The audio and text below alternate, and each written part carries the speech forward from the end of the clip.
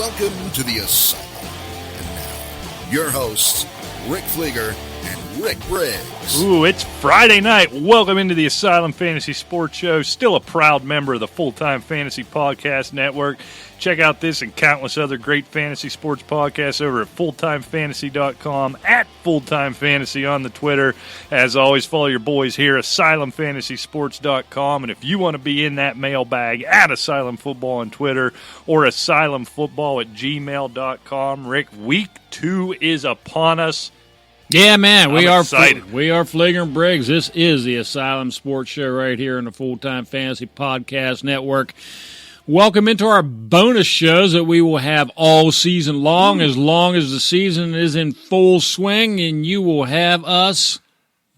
I mean, how bad can that be? More of us. Yeah. I mean, that is awesome. I'm exhausted, so you are welcome, each and every one of you. You are welcome because we are just killing ourselves. Yeah, man, here. I tell you what, it's all for you. So much going on, getting ready for week 2. I think maybe, Rick, we'll start out, we'll have a little game here. We'll give our starts and sits, we'll give our picks, and then we'll head out to the mailbag. So let's jump right into it. It's Friday night. I know Rick's a miserable alcoholic, and this is when he really gets after it. So we got to get this done and get out of here so he can get it tore up. So let's play a little game. If you're an old Asylumite, you'll remember this one. It's simply... Are you for real? Some big, big numbers. We talked about it if you heard Wednesday's show, and if you haven't, shame on you. Some big, big numbers, and you just wonder how many of them are, in fact, for real, or how many are week 1 oddball anomalies. I think the one we got to start with, Rick, and it dawns on me now, we didn't even talk about this man on Wednesday, which seems strange. Lamar Jackson, 324 yards, 5 touchdowns, has caught fire. He is now Dan Marino and Joe Montana's love child, the greatest quarterback ever to live. Lamar Jackson, is he for real? Ooh, he gets a buzzer. I'm not emphatic from Rick Briggs. I don't want anybody to think that this is an indictment of Lamar Jackson, but those numbers are not going to be the norm for this guy. They played a decimated Miami Dolphin team, put up crazy numbers. Look, this kid's going to be good. Don't get me wrong, but is he for real for these kind of numbers week in and week out or even close to that? No. He's going to be, I think when it's all said and done, he's not a QB1. Probably. He may be on the low end of it. Look, 324, if you're a Lamar Jackson believer, you could believe that number every week. 5 TDs is crazy. Nobody, not even Tom Brady, does that every week in his best years. Here's my problem with it. Obviously, everything you want to say about Miami, just how pathetic they were, just how disgusting, just what a sorry no-account group that is they put together. But that 324 and 5 TDs came on 17 of 20 passing. Right. And he didn't even run the ball. I mean, this game was just over so quick. Are you really going to count? And look, Hollywood Brown, we could play the game with him, I suppose, too, but I think those two are so tied together, it doesn't really matter. Yeah, Hollywood Brown did it on 4 catches. Yeah, how many times are you going to get open against actual professional football teams, not the Miami Dolphins, get open to that level and streak down the field at that point? And what's interesting is he didn't run the ball whatsoever. So if we get in a game where he's facing some pressure, where the secondary is actually making an effort to prevent his team from scoring, it may be a different story, and we'll see. I don't think we know anything about him yet. And he's kind of getting eased in, right, which might be a good thing for Lamar Jackson. Now you're stepping up to Arizona, which isn't good, but it's certainly better than Miami as he works his way up. So is he for real? I think he's for real. I think he could be if he also runs. But here's my concern. There was so much talk of, he runs too much and he can't throw the football, and there's so much focus on throwing the ball from the pocket and being a pocket passer. I think his ability to be a QB1 is if he's improved as a passer, and I don't think that's been proven yet. Look, on those long touchdowns, he hit those guys in stride. He was also standing flat-footed for 4, 5, 6 seconds waiting for that to come open. That ain't going to happen again. He's going to be on the move. He's going to have guys at his feet. He's going to have guys in his face. Does he default back to running the football? Does he try to force the running? I don't think we know anything yet, so I'm not willing to go crazy. Look, against Arizona this week, I'm going to start him if I have him on my bench, and I've got him on a couple of benches. He's going to get the start this week, knowing I'm not getting these kind of numbers, but I'm not going out and trading the farm for him either. No, I think it's still a big wait and see. This one really, really surprised me, Rick. John Ross, 7 catches, $158 and 2 touchdowns. Nah, this is not real. This is much stronger buzzer than Lamar Jackson. Look, Lamar Jackson, I believe in Lamar Jackson being a good quarterback. Don't get me wrong. Right. John Ross, that was lightning in a bottle, and he is not going to emerge as this dynamic go-to guy for Andy Dalton. That is an anomaly there. Tyler Boyd, yes, I believe in. A.J. Green will be back sooner or later.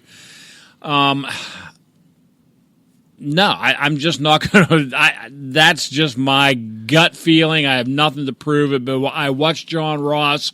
I was a believer in him when he first came in the league. I'm not. I'm just not right now. Yeah, it's about A.J. Green. If he comes back healthy and is even a reasonable replica of the A.J. Green we've seen in the past, it's John Ross who fades in the back, right? Tyler Boyd has proven himself to be that guy on the other side and be a guy that Andy Dalton and that offense can rely on. John Ross, I think, is benefiting more from A.J. Green missing. So, we know he's been slow to progress. We don't know where A.J. Green's at. If he can't stay healthy, I mean, 7 for $160 and 2 touches isn't going to happen every week, but I think he becomes a fantasy relevant wide receiver. He'll certainly be fantasy relevant. But don't get me wrong. If I guess Green maybe comes back healthy, I don't think he is fantasy relevant. I think he falls into the third wide receiver on not a very good offense, and maybe the 4th wide receiver, because I'm willing to throw a healthy Joe Mixon in as one of the top 3 receiving targets for that team as well. And let's not forget they've signed an extension with Gio Bernard, and you saw him working into the offense a little more. They're working 2 tight ends. Right. Yeah, they're just not that dynamic of an offense to keep feeding a John Ross if A.J. Green is back and healthy. And I think that was a matchup thing. They clearly took away Tyler Boyd. What he managed was at 6 for 58 and kind of pedestrian, whatever he ended up with. I can't remember what it was. And John Ross really benefited from that. All right, Rick, the rookie quarterback, Kyler Murray, 29 of 54, 308, 2 touches and a pick. I saw a lot of good things, as I mentioned. Onions, right? Just onions on that kid. Yeah. Not scared. No, and I'll tell you what, I brought those in our takeaways on Wednesday. The Cardinals showed me something. They're not a good team. No. But I'll tell you what, they haven't quit. And when you come back from, what was it? It was 24-6, I think, in the 4th quarter, and came back and they got a tie out of that deal. I tell you what, he had some stones and he was making good throws. And no secret, I wasn't a real believer in this kid to start with. But I tell you what, he showed me something. I'm going to be watching the Cardinals a little bit. And, this game this week is going to be interesting as well, I think.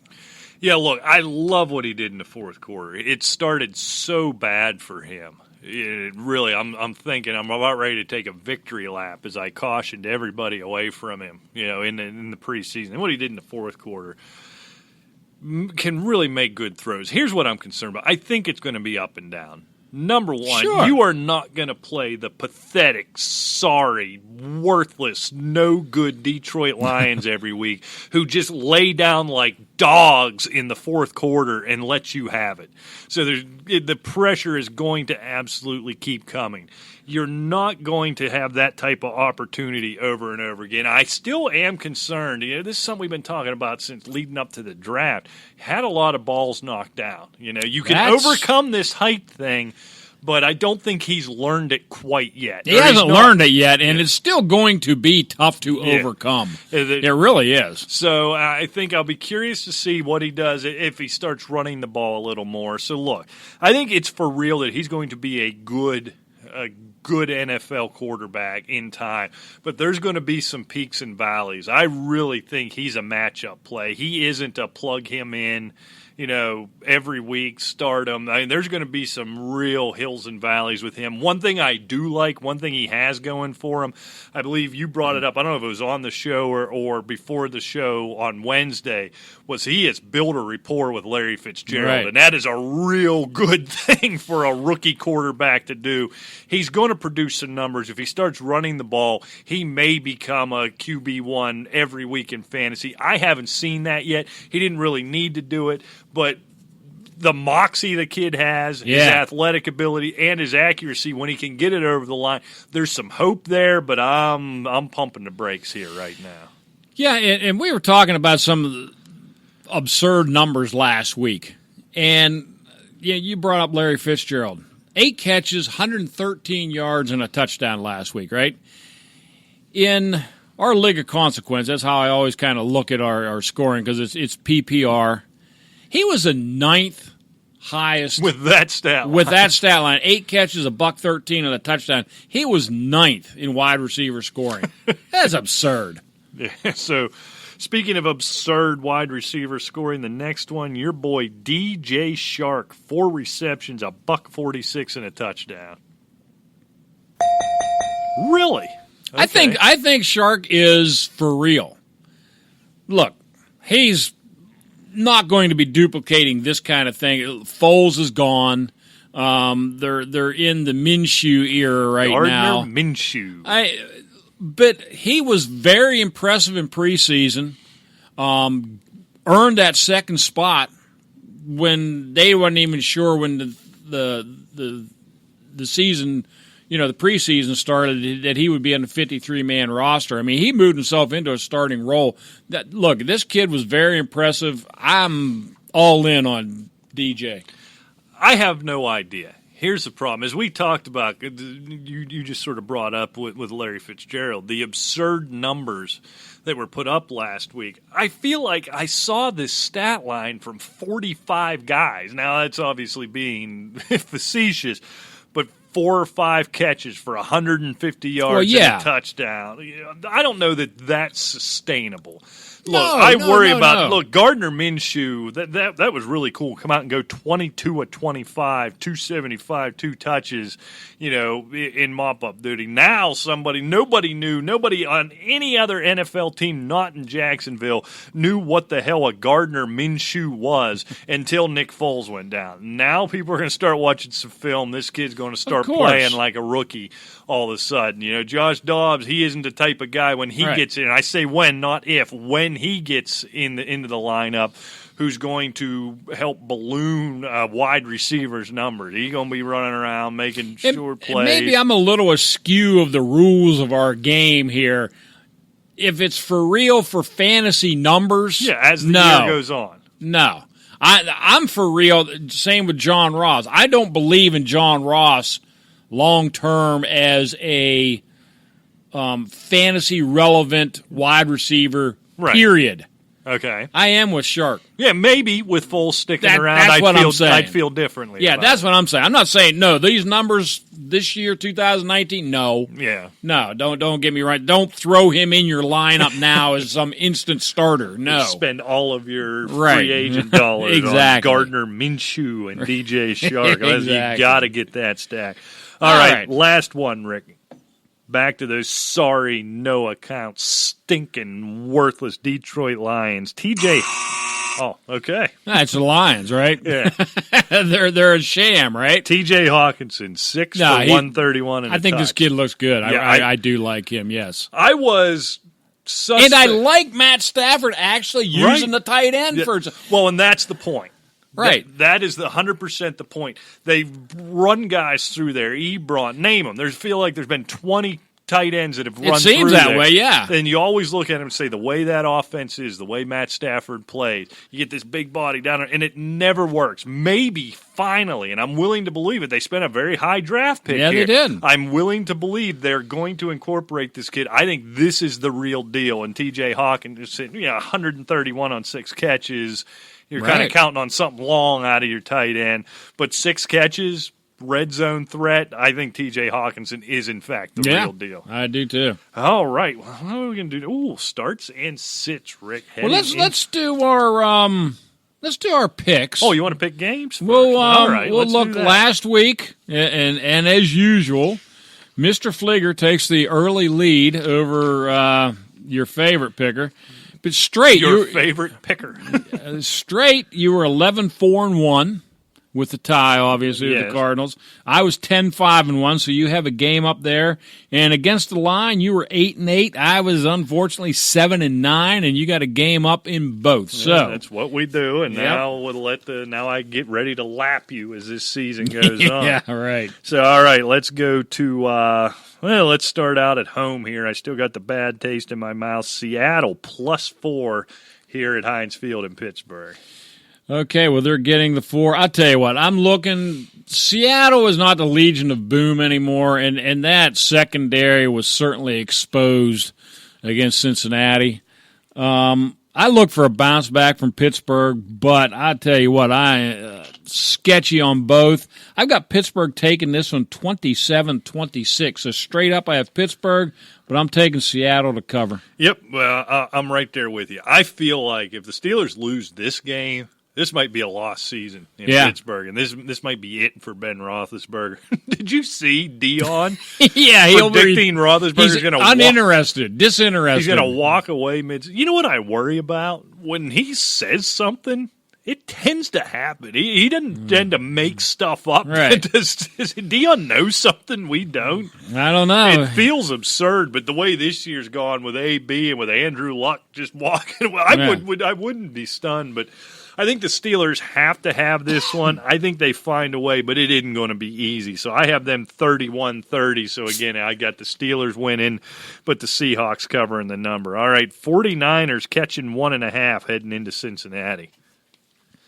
This is going to be a very interesting game, and it's kind of funny. San Francisco won on defense. They basically did nothing on offense to write home about. Cincinnati, I don't know. They just kind of look confident in that game, even though they lost a close one. I like Cincinnati at home, but I'll tell you what, it's going to be a tough one. I got Cincinnati 23, San Francisco 21, so I have Cincinnati actually covering and straight. Yeah, I've got Cincy here. I got them by a touchdown, 24-17.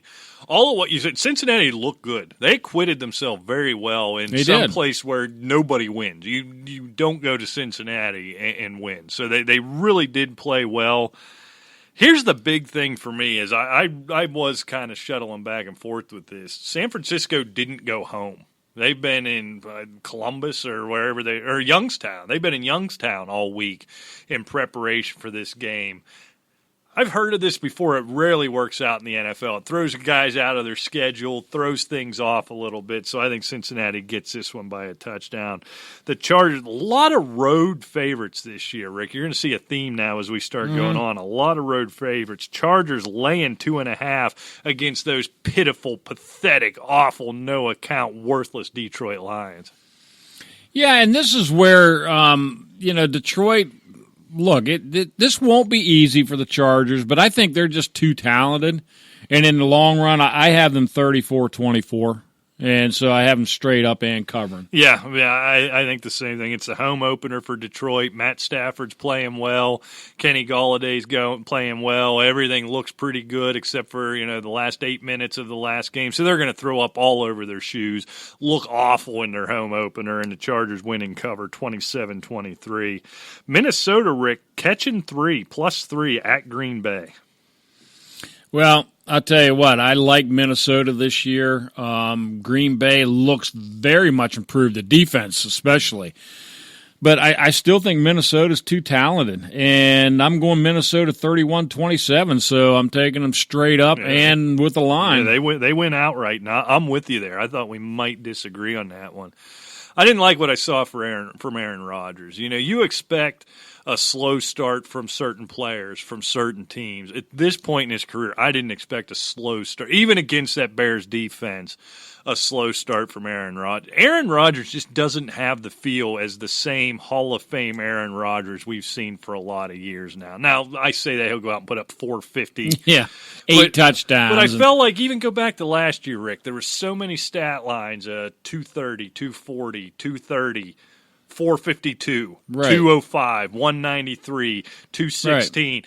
485. It's kind of like, and he won't kill your fantasy team because they have a couple of touchdowns and so forth. But yeah, you're right. It's not that just powerhouse explosiveness that you expect from Aaron Rodgers. And so you look at this, any advantage at Lambeau this early in the season when it's probably going to be 85 degrees is wiped out. I really loved what I saw with Dalvin Cook.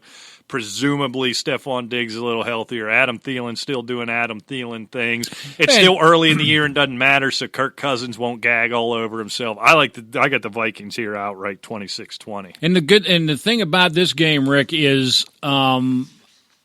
they're not going to beat Green Bay with Kirk Cousins throwing for 98 yards. No. Dalvin Cook's going to get his, but I'll tell you what, Kirk Cousins, I think, is going to open it up as well. This could be a shootout. I mean, I think it's going to be. I have it 31-27. So, I mean, this is I think it's going to be a pretty interesting game. All right, this one I struggle with. I might have had the most trouble with this one of all games, Rick, is Indianapolis heads to Tennessee. Indianapolis getting 3. I know. It's a tough one.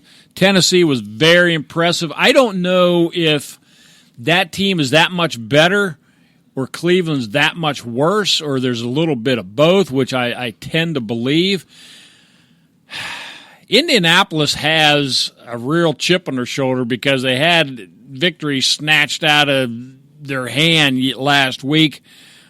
I've got Indianapolis winning 24-23 outright, so obviously they win and cover. So they get it outright, and then you got 3 points to play with. All right.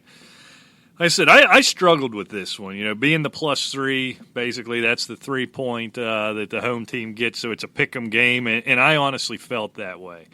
Here's how I loved what I saw in Tennessee. Now, they're not good offensively, but I think the defense might be about as good as we saw. Now, Baker Mayfield and the Browns played a lot into that, but that defense under Vrabel, I think they are that good. Mm-hmm. And the way things went down in L.A. against the Chargers feels like this is what Indianapolis is going to be. They're going to be good enough to play with anybody. But in the end, without Andrew Luck, without the captain, without the general, you're going to fall just a little bit short. I'm going to take Tennessee. I'm going to lay that 3 because I think it is a field goal game, but I didn't want to push. That's pathetic. You can't do that, right? So I'm going to take Tennessee. I'm going to lay the 3. I'm going to take the Titans here, 20-16, eking one out at the end. All right, I tend to agree with you a little bit that Indianapolis is good enough to play with anybody, but going to fall short. I think I agree with that in as much as I'm talking about your top dogs, your Chargers, your Patriots, your Chiefs, etc. I don't think Tennessee's in that league. I think they can pull it out straight up. So that's why I'm going with Indianapolis by 1. All right, I'm sure it's happened, but I can't remember it, Rick, seeing this line in a professional football game as the New England Patriots are laying on the road 18.5 points. I saw it at 19 other places today, but I'm going to keep it at the 18.5 at Miami. Yeah, and look, this is a team that notoriously plays New England extremely tough. In Miami. Yeah. And if this was even last year, I would be laughing out loud at this line. Right. I mean, because, no matter how much, a team you think, well, they're just no good.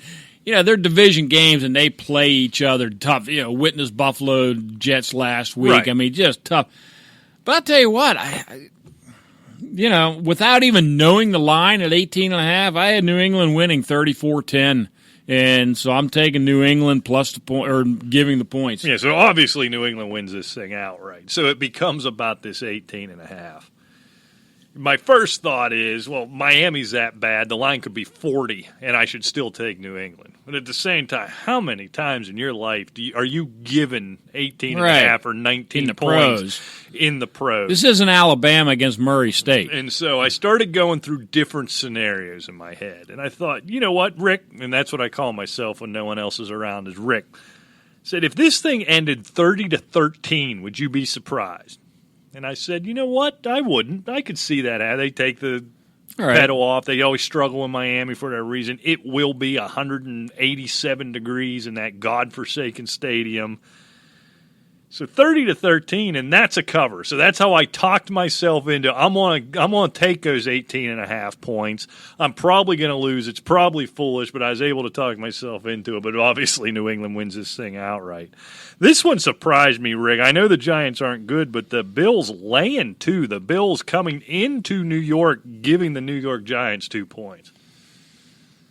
And I tell you what, I was not impressed with the Giants, but the Buffalo Bills beat the Jets outright. New York Giants got pasted by the Cowboys. I'm going New York Giants 26-22, and I'm taking them outright, and I'm taking the points. Yeah, boy, I struggled with this one. And what it come down to with a 2-point line, for me, that's basically a pick 'em, right? So I think Buffalo wins this game, but I could be persuaded. I thought Eli Manning played pretty well. Yeah. Saquon Barkley looked like Saquon Barkley. Sterling Shepard's beat up already. You still don't have Golden Tate back. I mean, Evan Ingram might have 18 catches in this game, and we'll get to that when we get to the starts and sits, if he's even anybody that's worth mentioning, if he's not so obvious. I'm going to take Buffalo here. Their defense looks so good. There are playmakers on that Jets offense, and they looked so good.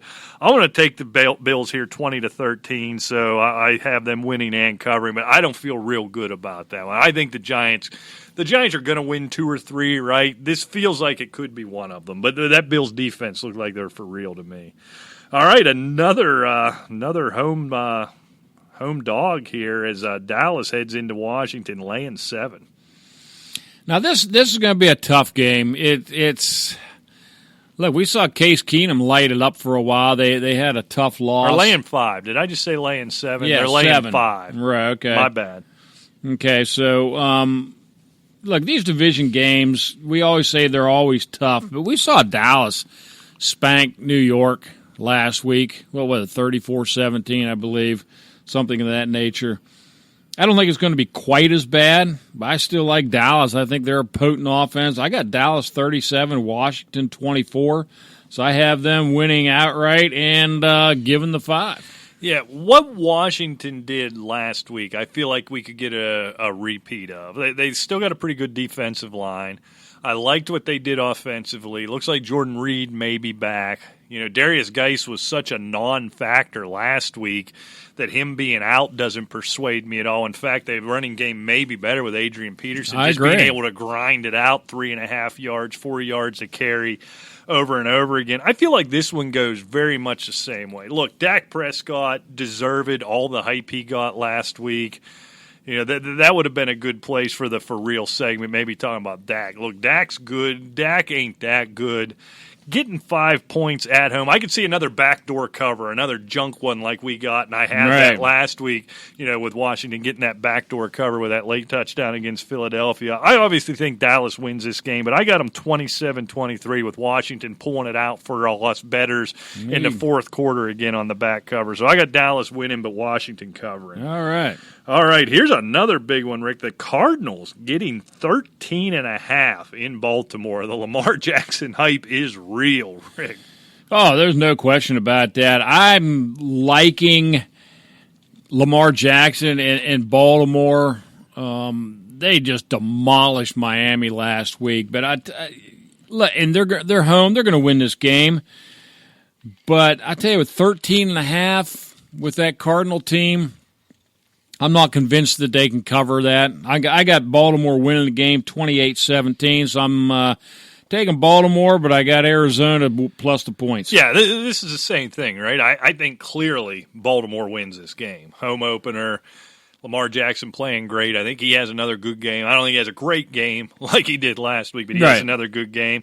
But I'm persuaded the same logic I used in Miami, the Ravens could score 33. Kyler Murray could have another good fourth quarter, score 20, and they still cover. So that's what it's going to be. I've got this thing 33-20 Ravens, so I got the Ravens, but I'm going to take the Cardinals and gather up those 13. There you go. Some big lines in the NFL. You don't normally see this. All right, Jackson. Here's another big one. Jacksonville. This one might be a little more reasonable. Getting 9 heading into Houston. Yeah, that's that Jacksonville defense looked totally exposed last week. I don't know if that was result of Foles going out and the team just kind of with all the excitement. We saw the defense saying it doesn't feel the same this year because we have Foles, we don't have Blake Bortles anymore.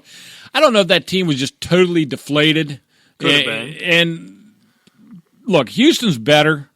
I got Houston winning 30-23. It's a division game, so I'm taking Houston to win, but I'm going to take Jacksonville and the points. Yeah, I just think your boy Gardner Minshew gets exposed big time this week, and I think Jacksonville can't move the ball at all. You just look at it possible. It couldn't be setting up worse for Jacksonville. Oh, yeah, so you're no going doubt. in without your quarterback. You got Houston, who just had their hearts ripped out and stomped all over on Monday night. You're coming off a game where J.J. Watt, for the first time in his career, doesn't record a sack or a solo tackle. The Houston's home opener. J.J. Watt's pissed off. The team's pissed off. You're coming in there with Gardner Minshew as your freaking quarterback. I'm going to lay the 9. I got Houston here 23-3. I think unless the Jaguars score a defensive touchdown, it isn't going to happen. All right. Kansas City on the road, giving 7.5 to Oakland. Huge road favorites. And Oakland was impressive. They were. They were impressive. That wasn't fluky. That was just a beat down. And look, Kansas City isn't Joe Flacco and the Broncos, but I'll tell you what, Gruden has this team buying in. I think they're kind of happy that the drama's away from them. They went through the hard knocks. They went through all this A-B crap. He's gone. And look, I got Kansas City winning, but I think it's going to be a pretty close game. I got Kansas City 32, Oakland 27. So give me Kansas City, but I want Oakland in the points. Yeah, this one was tough. It'll be interesting to see, Sammy Watkins is going to keep putting up those kind of numbers. Does Thomas, Robinson, Hardman, somebody step up and fill that void? I'm driven by Abram going out, the rookie going out on IR, bad injury, and the kind of plays he can make in the middle. I think you can just see Travis Kelce going hog wild in this. I think it's closer than you might think because I think the Kansas City Chiefs are way better than the Oakland Raiders, and I don't think I'm breaking any news there. I think everybody agrees on that. I can see this one being close for a while, but I think it's a double-digit win for Kansas City in the end. So I got Kansas City winning and covering 37-27. All right. And we'll get to why I have the Raiders that high a little bit later. All right, Rick, the Bears, your Super Bowl champion Bears, if I'm not mistaken, laying 2.5 going into Denver. Yeah, and I'll tell you what, that's not all that comforting after watching the Bears in the first week. But they've had a long layoff. They played Thursday. Denver took a spanking to Oakland. I think Oakland really exposed them. Flacco, it's not a dynamic offense. No, it's this Bear defense is going to be hungry. I think Chicago knows that they need this game. They're in a dogfight division. I like Chicago 24, Denver 20. So I'm going to take Chicago and give the points as well. Yeah, I'm right there with you. I don't know how Joe Flacco gets to 20 on that Bears defense. That's the only thing that looked like the real deal. I think you saw what what Derek Carr was able to do, just picking Denver apart, which you're not used to seeing coming out of that team. So I think the Bears win this one fairly easily. I've got them 24-13, so I got them straight up and against the number.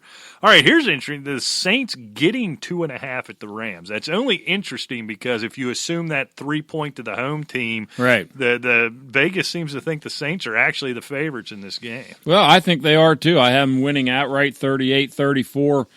Look, the Rams, this could go either way. I'm really up in the air with both these teams. I like them both. But I'm going New Orleans 38-34, so obviously I'm taking the points and the Saints. Yeah, I'm with you. It's you kind of add two things. And just to add, I like Breeze better than Goff. That's the difference. I think it probably does come down to that. And you look at – I'm actually surprised the schedule makers couldn't find a way have this game happen in week 1. You know what I mean? On Monday night. You look at how the last season ended. So they got their revenge. They got a break to go their way, I guess you could say, at home last week. Now you're going on the road back against the team who wronged you in the NFC Championship game. I think they've got revenge on the mind. I think it's going to be a great game. I think it's going to be a tight game. I think it's going to be back and forth. But I have the Saints winning this thing outright as well, 33-30. I think it's going to be a good one. All right, Sunday Night Football. Another interesting line is the Eagles giving 1.5 to the Falcons.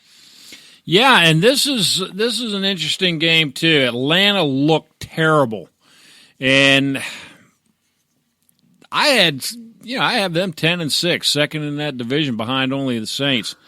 They're going to have to really step it up to beat Philadelphia because Philadelphia's defense is pretty good.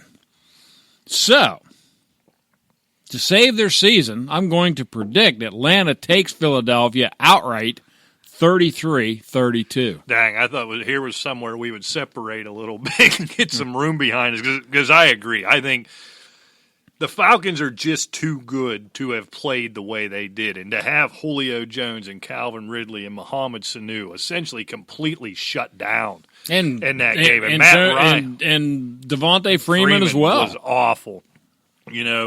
Philadelphia loses a defensive end for the year. He goes on IR. And let's be honest, that's a good defense, especially a good defensive front.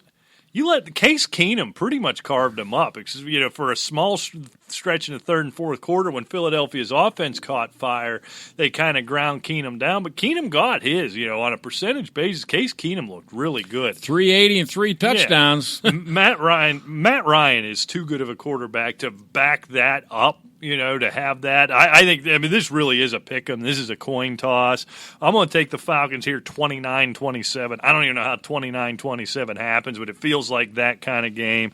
So we're going to agree on that one. And then Monday Night Football, I can't remember the last time I looked more forward to a Monday night game than as the Cleveland Browns head into New York as 2.5-point favorites against the Jets.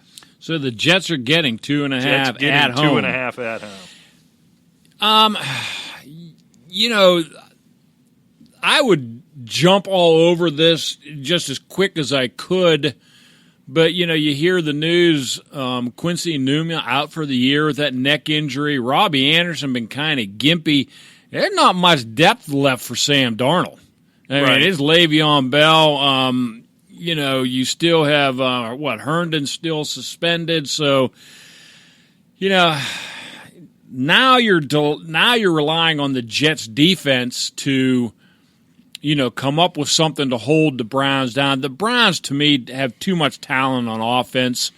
With the way the injuries are with the Jets right now, I have Cleveland winning a close one, 26-24.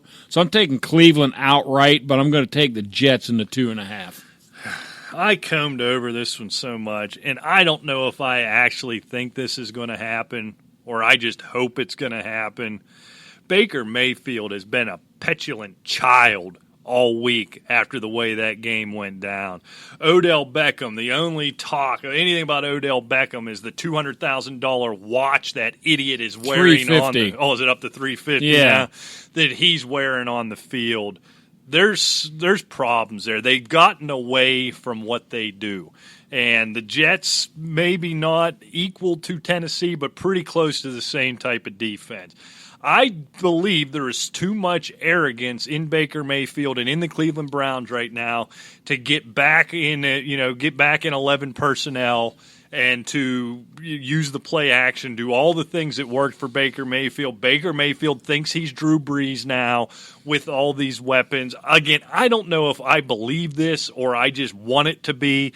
I think it gets away from them right now. This already feels like this thing is crumbling. I'm going to take the Jets to win this thing outright, 24-23.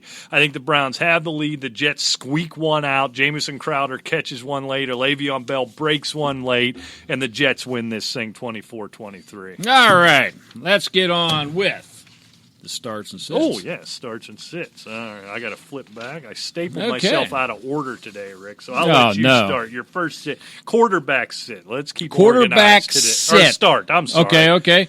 Quarterback start, I mean, a lot of people probably are starting, but I tell you what, this guy sometimes is forgotten to a lot of the bigger names. But Phil Rivers, man, this team is good. And I'll tell you what, he's licking his chops to get against Detroit. So, I mean, if you got Rivers as your second quarterback because you went with a Lamar Jackson, or not really Lamar Jackson, but somebody, bigger name, Big Ben, somebody like that, go with Phil Rivers, man. Yeah, I don't think Phil Rivers, I'd have to look, you can look these up. I bet you he doesn't start on more than half of fantasy football rosters every week, and he probably should, right? And I think this week especially in that pathetic, sorry, no account town. Boy, I tell you, there's a lot of hate in this. I can't stand just watching them gag that one away. I'm just so tired of it. All right, Rick, for me, this week, Derek Carr versus the Chiefs. Gardner Minshew just threw for about 85% on them. Derek Carr last week on Monday Night Football against what we thought was a pretty decent defense in Denver. 84.6%, 259 yards, 1 touchdown. I love what Tyrell Williams is doing. You can just see like the shackles are off, and he's the number one guy. He is the dude, and he's embracing that. I think if you got some of these guys with tougher matchups, there's some tough matchups this week. I'd start Derek Carr over Baker Mayfield on Monday Night Football. I would. There's some of those guys out there. Derek Carr is going to be my quarterback start of the week. All right, Rick, how about a running back? Running back start? Yes. Okay. I'll tell you what, keep your eye on Joe Mixon's ankle. Because I'll tell you what, Gio Bernard is a start. Oh, absolutely. If this guy's questionable right now, they're probably going to rein back his workload. They're convinced that Gio Bernard is going to be a big part of this offense. They gave him a contract extension this year. He's very well versed in this offense. He's a play threat on pass catching. If Mixon's limited with that ankle, he's going to be right there running the ball as well. So I'm in a flex spot, something like that.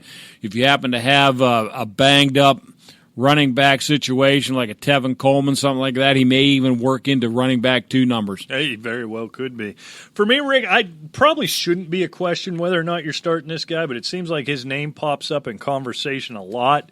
Having starts and sits. After what I saw last week, Derrick Henry, Rick, against the Colts, after you saw what Eckler and Jackson did last week, I was a year early on that cat. You were. I don't know if he ever puts up you're not going to see many 76-yard receptions or whatever it was he had coming out of him. That was about the most stunning thing I've seen in my entire life. But I think it's steady. They're working in. Deion Lewis is about disappeared completely. I think he was a product of that system up in New England, really.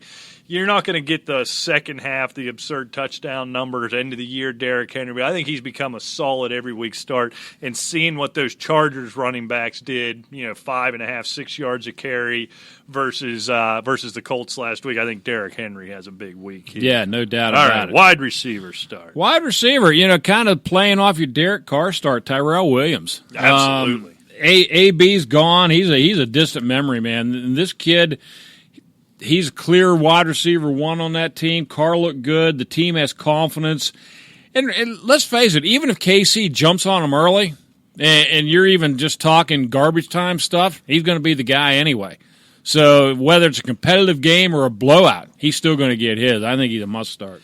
Yeah, for me, Rick, and I can't believe I'm saying it, but for your sorry, worthless, no-account Detroit Lions, I like Danny Amendola. Coming off of 7 catches, 104 yards, got in the end zone. Coach and staff there loves that slot receiver. A lot of success for that slot receiver. There's a lot of work. Yep. You got Galladay taking the lid off the thing. Marvin Jones is still just kind of a guy going downfield. You got Amendola running around underneath it. You know, they obviously don't want to throw the ball to Kerryon Johnson. You got Hawkinson on the outside a little bit. I think Danny Amendola, target-wise, you know, whether or not, you know, he chooses to flop around inbounds. You know, he went to Detroit and became stupid all of a sudden rather than running out of bounds and saving some time. So I think Danny Amendola is looking at about 10 targets every week, and we know what he can do when he gets the ball in his hands. Yeah, so no doubt. I like Amendola this week. Okay, let's roll through the sits here because we're running out of time. Yeah, we still have the mailbag. Let's see. Let's do quarterback sit, Jameis Winston. I'm wait around till you see him come around because I tell you what, there's plenty better options out there, and your team can't afford another 7.3 quarterback rating day. No, and it doesn't feel like it's getting any better for him. No, it doesn't. All right, I don't know how many people are starting him, but I'm avoiding Jacoby Brissett this week. I think that Titans defense is real. I just bring him up because I keep wanting to talk about the Titans defense.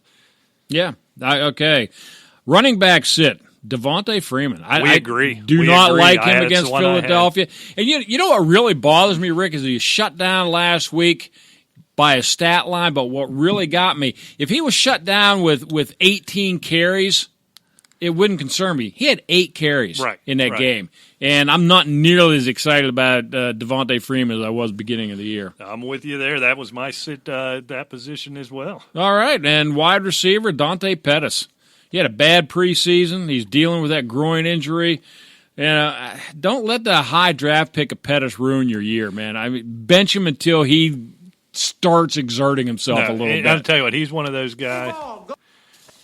I'm going to throw out a stinky sock to the fantasy community who beat me over the head with Dante Pettis, and all the news coming out all preseason was how bad it was. Not only did he not have a catch, not only did he not play well, he played 2 snaps, Rick. Right. 2 freaking snaps. Exactly. For me, my sits at wide receiver, Emmanuel Sanders and Sutton in Denver going up against the Bears. I thought they both looked pretty good against Oakland, especially Sanders came on late in the fourth quarter. I don't know why it took 3.5 quarters for Joe Flacco to remember Emmanuel Sanders is on the team. But I think that whole team struggles there this week going up against Chicago. I agree. All right, is it time? Yes, sir.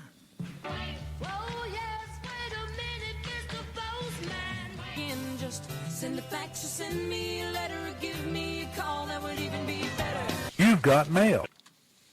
Now, I took special care this week, Rick. As I went through the mailbag, and if you don't make the show, don't feel bad. We will answer them all if we haven't already. But I actually picked not so much because the questions were so wonderful, but I know you'd appreciate their names. Oh, you cherry-picked names for me. I love it. Okay, now the first one here you won't have a problem with it. It's from Steve. Steve. And he Steve. Better blow it up. Oh, we're already blowing his squad up already. Yes, sir. All right. Okay, and this kind of hits home to what we were talking about earlier in the game. Trade question in PPR format. Okay. I was offered John Ross and David Montgomery for Austin Eckler.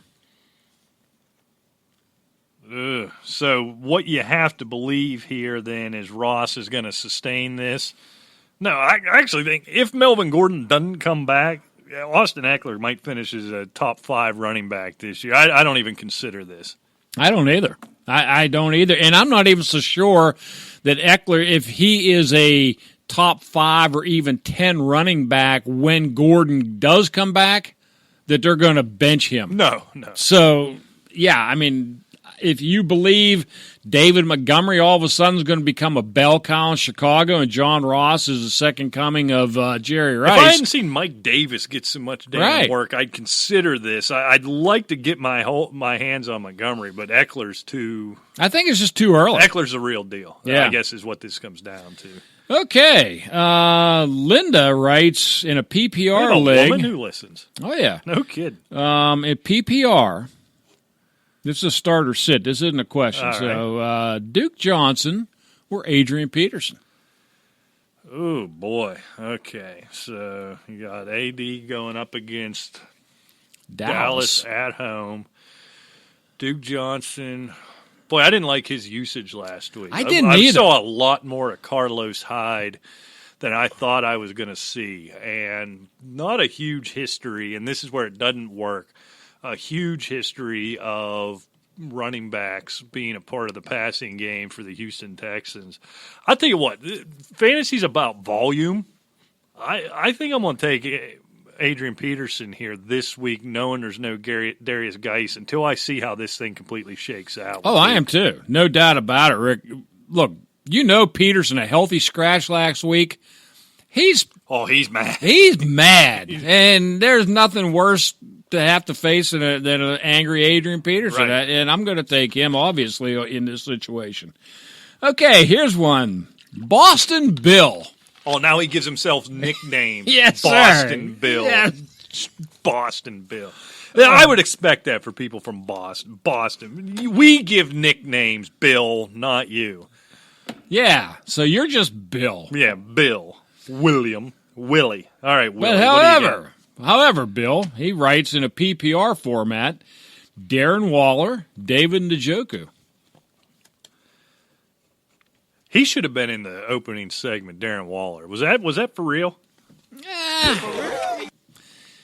Could be. I mean, Jared Cook was in that offense last year, and we didn't see a ton of Jared Cook stuff before that. So, I mean, if that's the case, it's Darren Waller, and it's not even close. So the way things are right now in Cleveland, sure, because it's not tight end heavy at all. And look, Derek Carr's my start this week at quarterback, so this is Waller. Waller. It's not even close. We'll have to put a pin in Waller. Yeah. Have a conversation about him next week on Wednesday's show. We'll have a little more information come out of one more game. But this question, that's not close. It's Waller. Yeah, and I Joku's agree. a disappointment to me. For the last 2 years, he's really a disappointment. He's been a disappointment, and Cleveland has too many other toys for Mayfield to be thrown to a tight end. You're not going to see 7 or 8 catches out of Njoku. Waller's going to have the target share anyhow. Exactly. With I the agree. Possibility to get there. All right, Chris writes, and this is a very good question, Rick. Kirk Cousins or Russell Wilson? Oh, Cousins or Wilson? Kirk Cousins is in Green Bay. Russell Wilson going to Heinz Field. In Pittsburgh. I tell you what, I like Kirk Cousins in this one. I think it's going to be close, but I just think both of them, I think it could be real shootouts, or they could just be kind of duds. I mean, I think there's potential in this game for both. But I'm going Cousins just because I like Thielen and Diggs a hell of a lot better than Lockett and Mo. Name another guy. Yeah, I think that's what it comes down to is I don't see much separation. I don't know how to parse the difference between the Packers defense and the Steelers defense. The Steelers defense looked pathetic, but they always look pathetic in Foxborough. They always look pathetic against the Patriots. Yeah, I'm not going to overthink. I think Kirk Cousins is a safer play. I think the ceiling's much higher on Russell Wilson. I wouldn't be stunned if Wilson went into Heinz Field and threw for 425 and 5 touchdowns. But I also wouldn't be surprised if he threw for 2 1/4, no touchdowns, and a or pick. maybe one. You're right, exactly. So, I think I'm going to play it safe in week 2 with Kirk Cousins. All right. Okay. Tommy writes. Tommy, get your little pen out. Oh, I'm ready. Because we need 2 in PPR. All right. Marquise Brown. Okay. John Brown. We didn't talk about him either. What a big week he had. Michael Gallup. Allen Robinson. Boy, he had all his lottery tickets go off last week. Yeah. I can see why he's in such a conundrum. I'll tell you what, to me, Allen Robinson's a no-brainer. Yeah. And I think, and I said this in the preseason, you were a little shocked when you actually brought the subject up. Michael Gallup, I think this kid has all the talent in the world. He is no challenge to be wide receiver 2 on that offense. I like Michael Gallup and Allen Robinson in this one. Yeah, Allen Robinson's the obvious first one. I'm going to throw Hollywood out. I think I don't like trusting those guys unless their name's Deshaun Jackson. Yeah. It's all about getting down the field. I haven't seen Hollywood Brown get covered yet. I Right. haven't seen it. Maybe he can play wide receiver when someone's defending him as well. I love the speed, but I'm going to have to see it if somebody in Arizona can defend him. I agree. I could be persuaded to John Brown, especially in a PPR. I think Over Gallup, right? He looks like the guy Allen's leaning on, even when he's struggling. John Brown was putting up numbers. But I think it's Gallup. I think what he did, those numbers he put up, were probably the real deal. And I think it could be very similar to what we saw last week against the Giants, where it came out, it looked like Amari Cooper was going to have 25 catches halfway through the first quarter of that game. Right. And then they kind of started to, as much as they could, take him away. And then all of a sudden, Gallup, bang, bang, Right. bang. Cooper looks healthy. Give me Gallup. To make it even, I might make an argument for Brown, but to answer the question unanimously, I'll give you Gallup. I think that's razor close. All right. You're going to love this guy. Oh, boy. What do you got? The Shockmaster. Yeah. I knew you were going to love it. Master. What does that mean? Yeah, I mean, When did these... Have they always nicknamed themselves, and you've shielded I me don't know, from this, but- or where the hell did but this the come thing is, from? all of a I sudden? have to assume that this is a kid, because anybody with any age behind them can remember the infamous Shockmaster incident on wrestling, when the Shockmaster had this like little weird voice and was threatening the Four Horsemen and Ric Flair and them, is going to be allies to somebody. And he had this goofy helmet on him, and it turned out that, you remember Tugboat? Yeah. He's the guy that played him. Well, anyway, of course, you couldn't see him, and he had him. They had this grand entrance provided that he was going to break through the wall on. I think it was, I forget what show it was, but it was like Ric Flair's Corner or whatever, and he was going to break through the wall. Well, what had happened was nobody told him that they put a 2x4 as a part of the frame on the floor. He broke through the wall, tripped, fell flat on his face. His helmet fell off. He's hiding it, trying to get it back on. The wrestlers started, they turned away. I forget who it was, like Arn Anderson, and they're just turned away because this is just going south really quick. So, this is obviously a kid that doesn't know that the Shockmaster is a total idiot. See, but you're showing your age. That's not what he's referring to when he says the Shockmaster. I'm going to make a gesture to Rick that everybody knows. Do you understand what this means? Yeah. That's what this snot-nosed kid thinks. I'm supposed to be impressed. Which is even less impressive than a boob falling on his face to me. Yeah, if there was a name for this, I'd be impressed. Yeah. This, come on, Yeah. Junior. Give me a break. All right. Should I? Even though we think you're a boob, we're going to answer. Yes, we are, because it's a good question. If he was on the phone, we just hang up on him, but we're going to read this rum-dum pervert's email. It's going to be. It's a Shockmaster. pretty good question. So get your little pencil out. All right. Blow it up. This is going to be a half-hearted answer. Should I? What's his name again? Should I try? What's his name again? Say it. Shockmaster. Damn it. All right, go ahead. Should I try to trade Sammy Watkins high? I'm afraid of his injury risk and was hoping to get either Austin Eckler or Chris Carson. I have Fitzgerald, Allen Robinson, Amari Cooper, and Randall Cobb. My running backs are Barkley and Geis and Peyton Barber. If you can get Eckler, yeah. I don't know about Carson. I think Sammy Watkins, for 6 weeks has huge numbers. He could get hurt, but so could Austin Eckler and so could Chris Carson. Eckler, if I could get him straight up for Sammy Watkins, I'd make that deal. Carson, I'd have to talk about. Yeah, if I'm fielding, let's see, if I'm fielding Fitzgerald, Robinson, and Cooper and Barkley, I can live with Peyton Barber. Yeah. And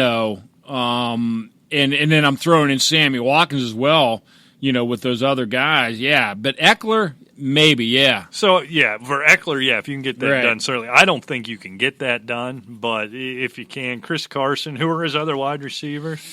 Fitzgerald, Allen Robinson, Amari Cooper.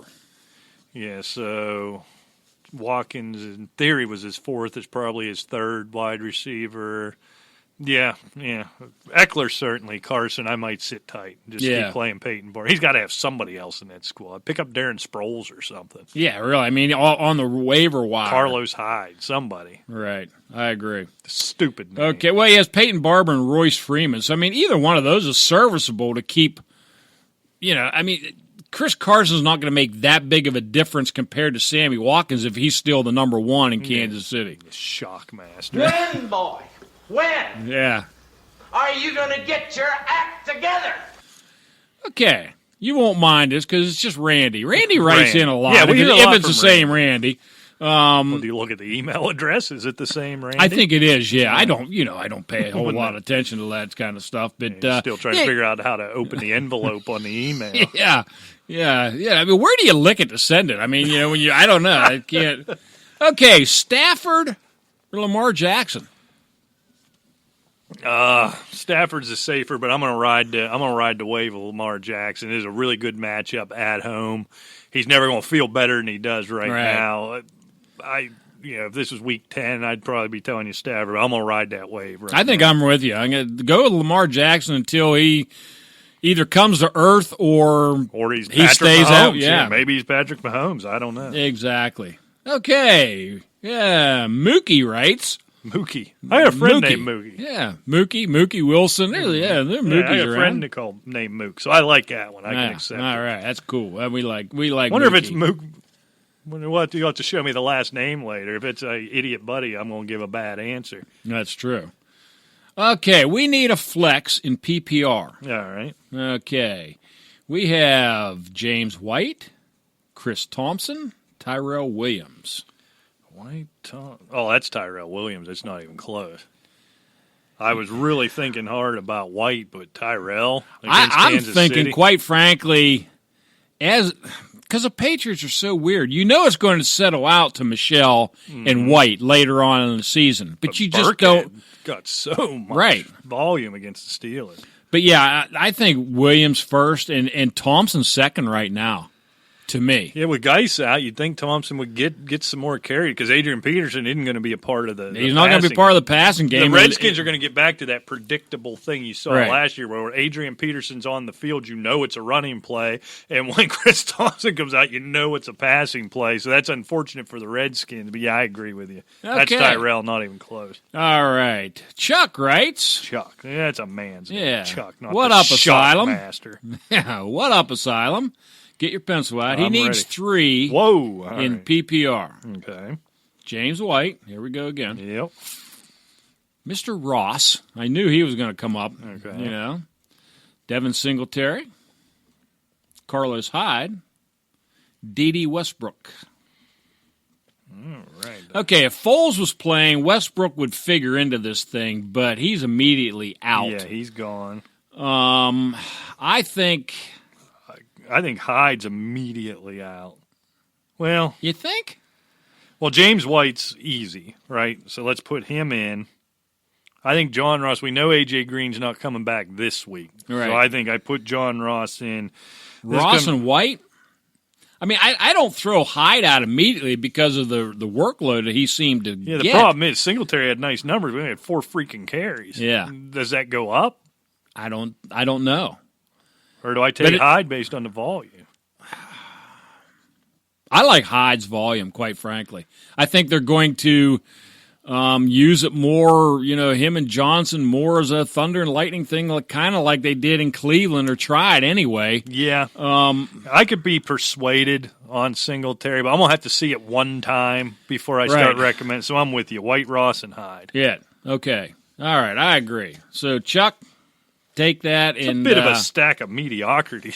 I kind of wonder. Yeah, it's White was pretty highly regarded with them stats he had last year, right? And it's hard to say. I mean, guys like that, you may have a Tevin Coleman and a whoever, Tyreek Hill or somebody hurt, who knows? It also looks like he shuffling worked, stuff around. With Ross and Hyde, he worked the waiver wire pretty heavy this week, yeah. I think. And could have went all in on Singletary with all the hype in preseason, People too. went nuts. Right. And they're getting 78 yards is awesome. But the 4 carries, that's the bad part. Take a step back. It's kind of like the Devante Freeman thing. You shut down, but it's Devante Freeman. Yeah, but he only had 8 carries. So stupid Frank Gore. Yeah. That's the problem. Right, yeah. But Frank Gore was really shut down, too. 2 yards a carry. Right, he's still going to get a ton. Yeah, that's right. It's Frank. It's affecting Singletary. Okay, finally. Ooh, the last one, thank God. You're going to love it. I saved this one just I don't for want you. you cherry-picking these idiots anymore. You can't even hold it together. This name's so ridiculous. Is this another teenage sexual thing? No, but I haven't heard this since I watched the match game in the 70s. Soupy. Yeah.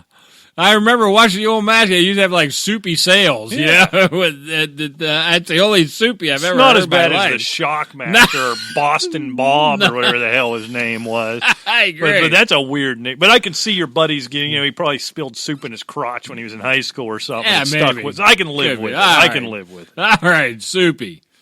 Okay, this is. I can see. I guess I'm not really sure. But I guess he's thinking of making this trade. Would you trade Adam Thielen for Sammy Watkins? No. I wouldn't either. No. Okay, I wouldn't either. I'm Sammy Watkins, I think he continues to do what he did last week in the absence of Tyreek Hill. But there's injury concerns with Sammy Watkins, and when Hill comes back, it's going to be more up and down. Watkins had a lot of nice games. He didn't get enough and run Travis in the Kelce's there, too. Right. And in the game plan, they're going to find other people. I think they get Darwin Thompson more involved. There's a lot to spread around. That kind of stat line where Thielen catching 8, 9, 10 balls every game, I think is sustainable for him when we get to that point. I agree. All right, we done. That's it, man. All right, that is it. Go Good luck this week, man.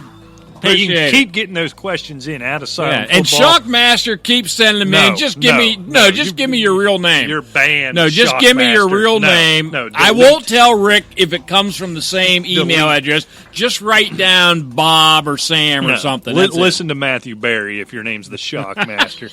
So check it out, fulltimefantasy.com, at fulltimefantasy, asylumfantasysports.com, at asylumfootball on Twitter, and asylumfootball@gmail.com for everybody but the effing Shockmaster. Good luck this week. We'll see you on Wednesday. Take care.